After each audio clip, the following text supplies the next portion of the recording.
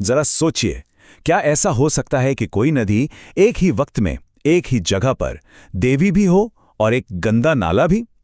सुनने में अजीब लगता है ना? पर यही देविका नदी की कहानी है। एक ऐसी पवित्र जीवन रेखा जो आज अपने ही वजूद की लड़ाई लड़ रही है। चलिए आज इसी गहरे विरोधाभास को समझते हैं। और ये एक लाइन देविका नदी की आज की सच्चाई पर बिल्कुल सटीक बैठती है। एक ऐसी दिव्य रचना जिसे बनाया गया था इंसानों के भले के लिए, उनके कल्याण के लिए, लेकिन आज वही इंसान उसे खत्म करने पर तुले हुए हैं।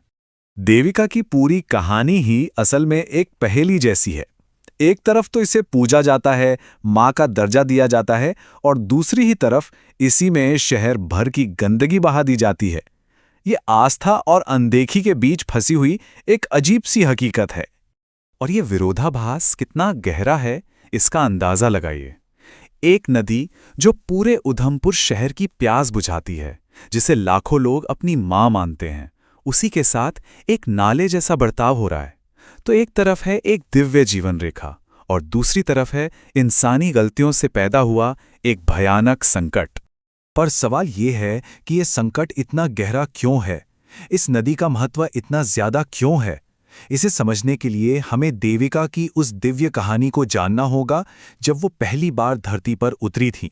पौराणिक कथा कुछ यूं कहती है कि बहुत समय पहले ऋषि कश्यप लोगों के बीच फैले अधर्म और पाप से इतने दुखी हुए कि उन्होंने भगवान शिव से गुहार लगाई। उनकी तपस्या से प्रसन्न होकर शिव जी ने देवी पार्वती, जी हां, मां गंगा की बड़ी बहन, से धरती पर जाने को कहा, और तब देवी पार्वती देविका नदी के रूप में प्रकट हुईं, एक ही मकसद के साथ, इस धरती और यहाँ के लोगों को पवित्र करना। और पता है, इसी वजह से देविका को एक और अनोखा नाम मिला, गुप्त गंगा, यानी छिपी हुई गंगा।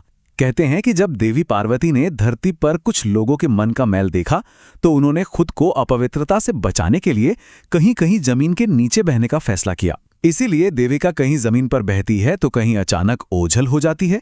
तो देविका सिर्फ एक नदी नहीं है, ये उधमपुर के लोगों के लिए आस्था का वो केंद्र है जहां जीवन और मृत्यु के सबसे महत्वपूर्ण आध्यात्मिक अनुष्ठान होते हैं।